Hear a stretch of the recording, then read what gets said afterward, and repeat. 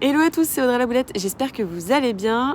Aujourd'hui, vous avez pu le voir dans le titre de la vidéo, je vais parler d'été ici à Montréal, même si on est en octobre. Et oui, déjà octobre, le temps passe très vite. J'ai pas publié de vidéo depuis, j'ai regardé le 12 juin, et là on est déjà en octobre. Alors même si j'ai rien publié, déjà désolée, mais en même temps pas vraiment désolée, car en fait j'ai profité à fond de mon été ici à Montréal. Ça fait 2 ans qu'on est avec mon mari à Montréal, et en fait malgré ces 2 années, j'ai l'impression que c'est mon premier été ici. En fait, les 2 premières années, on était pendant la pandémie du Covid. Du coup, les restrictions étaient énormes, beaucoup de choses étaient fermées, beaucoup de choses et d'animations étaient annulées. Et là, c'était vraiment le premier été où tout redevenait un peu à la normale comme Montréal était avant la pandémie, même s'il y avait des choses qui ont un peu, je pense, changé. Mais bon, j'étais pas là pour le voir, donc j'ai pas pu faire vraiment de comparaison. Là, j'en ai profité un max.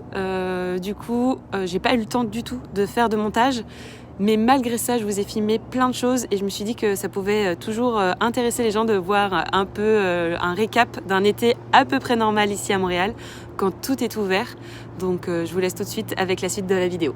J'ai juste oublié de vous dire, je pense que vous avez peut-être vu, j'ai les cheveux un peu plus courts que dans mes précédentes vidéos.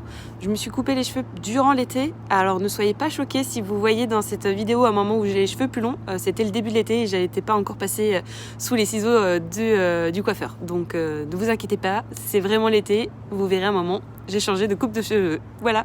Aujourd'hui, je vous emmène avec moi car c'est un week-end assez chargé ici à Montréal. En fait, c'est un week-end où il y a le Festival des Franco qui commence, le Festival des Murales également, et il y a une grosse braderie sur Avenue Mont-Royal, donc je me suis dit que ça pouvait vous intéresser.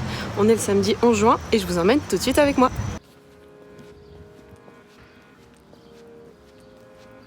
Voici l'avenue Mont-Royal qui est devenue piétonne pour l'été. Il me semble que c'est la 2e année que la ville rend cette avenue piétonne. C'est hyper agréable de s'y balader parce qu'en plus il y a pas mal de boutiques le long de cette avenue. Et là pour la braderie, c'était principalement les commerçants qui avaient mis des stands de produits qu'ils vendent normalement à l'intérieur sur les extérieurs. Et là c'était vraiment chouette, ils proposaient quelques soldes. Alors même si la braderie n'était pas très grande, je trouve que ça lance pas mal de festivités et ça indique bien que c'est le début de l'été, même s'ils vendent des doudounes à prix cassé.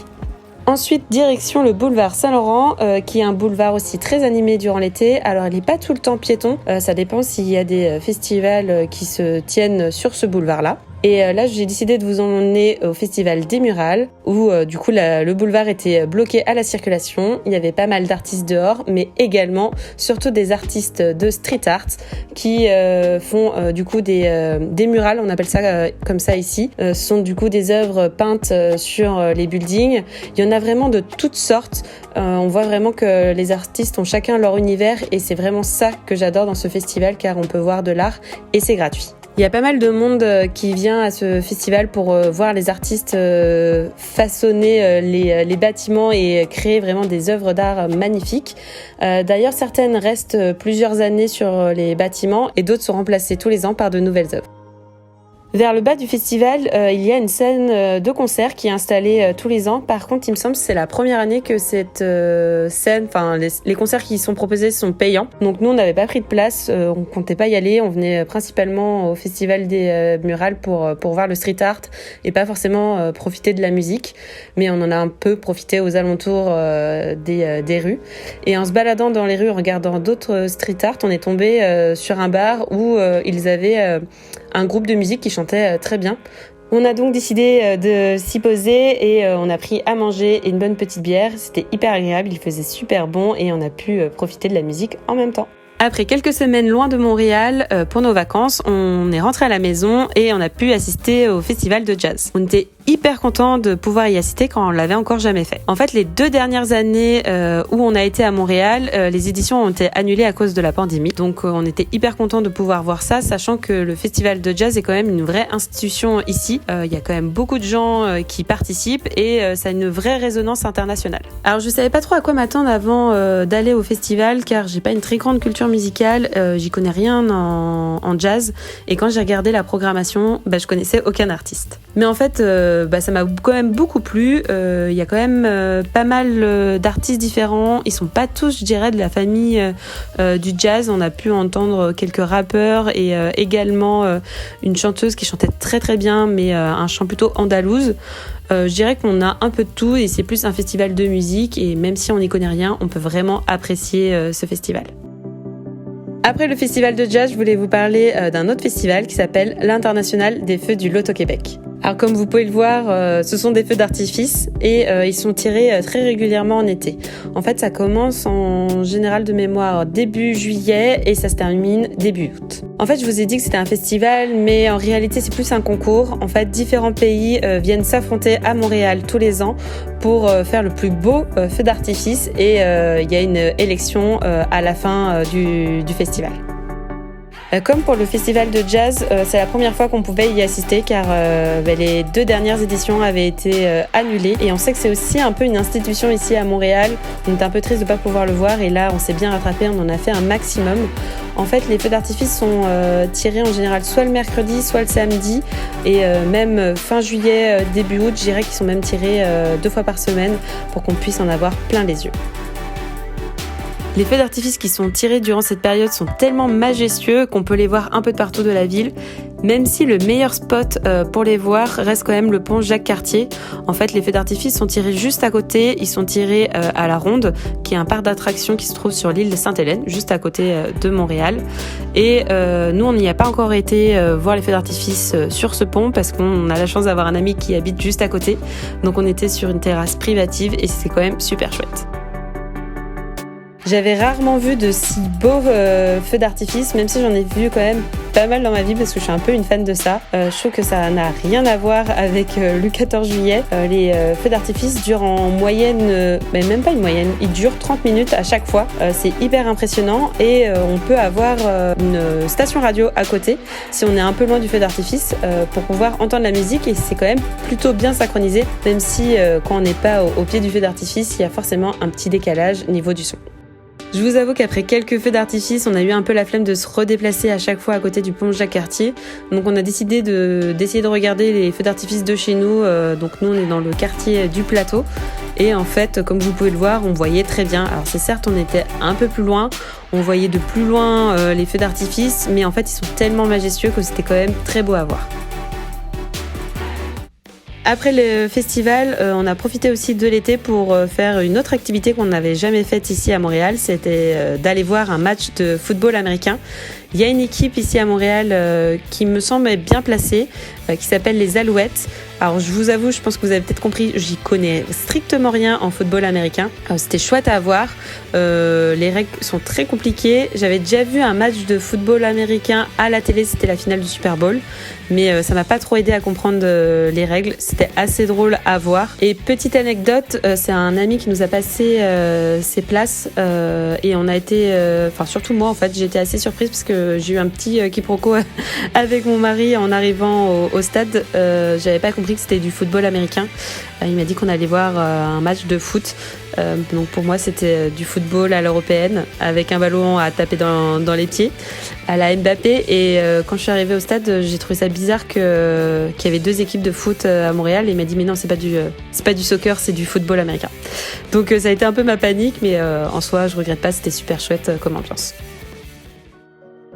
Ensuite, le dimanche 17 juillet, on a voulu se mettre un peu dans l'ambiance du cirque car on avait prévu dans l'après-midi d'aller voir le Cirque du Soleil. Ça tombait bien car c'était la fin également du festival Complètement Cirque qui se trouvait au niveau de la rue Saint-Denis. Il y avait 3-4 scènes avec des spectacles de rue assez réguliers. C'était super chouette. On voyait que certains artistes étaient peut-être assez débutants mais ils se donnaient vraiment à fond et c'était super chouette comme ambiance car tout le monde était hyper content de pouvoir refaire un peu de festival en extérieur et avoir un peu de dynamisme dans les rues à Montréal. Le soir, dans le cadre également de ce festival complètement cirque, il y avait des spectacles organisés autour de 3 géants métalliques. Donc il y avait 3 spectacles à 3 endroits différents. Donc nous on a décidé de faire celui de Place Marie où il y a l'anneau de Montréal qui est une nouvelle sculpture qui a été fabriquée cet été. Donc c'est l'anneau que vous pouvez voir derrière le géant de métal. C'était hyper chouette comme spectacle. On voyait que c'était pas du tout des amateurs pour spectacle. On voyait quand même pas mal d'acrobatie. C'était hyper dynamique, c'était super chouette. Et ça permet de faire une transition parfaite sur le spectacle de l'après-midi qu'on a vu, qui était un spectacle du Cirque du Soleil. Alors pour les gens qui ne connaîtraient pas, le Cirque du Soleil, c'est une compagnie de cirque montréalaise, et oui, ça vient de Montréal, où il y a pas mal de spectacles de cirque. Ce sont des vrais athlètes, des vrais acrobates. C'est vraiment impressionnant. Moi, je suis une personne qui est pas très fan du cirque, mais là, franchement, on peut voir que la prouesse technique et physique. Donc, je vous conseille vraiment d'aller voir n'importe quel spectacle du Cirque du Soleil. Vous verrez, c'est incroyable.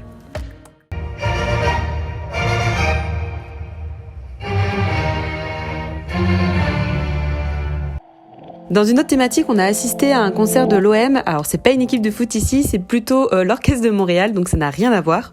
Et j'ai trouvé ça hyper cool, car il y a eu quand même plusieurs extraits d'opéra et de symphonie qui allaient du très contemporain au très classique. Le lieu du concert était aussi hyper chouette, car on était au pied du Mont-Royal, et quand même, c'est un cadre assez unique à Montréal. Il y avait beaucoup de monde, et beaucoup de monde était venu bien équipé avec leurs chaises de camping, leurs plaids et leurs pique-niques. Et c'est ça que je trouve vraiment chouette à Montréal, car c'est toujours un peu à la bonne franquette. Il y a une multitude d'activités culturelles qui sont gratuites et accessibles pour tous. C'est vraiment venez comme vous êtes, sans chichi, pour tout le monde et dans un vrai partage. D'ailleurs, ça m'est arrivé très souvent de tomber par hasard sur une animation, du coup de m'y arrêter, de savourer le moment présent. Et je trouve que c'est ça aussi Montréal.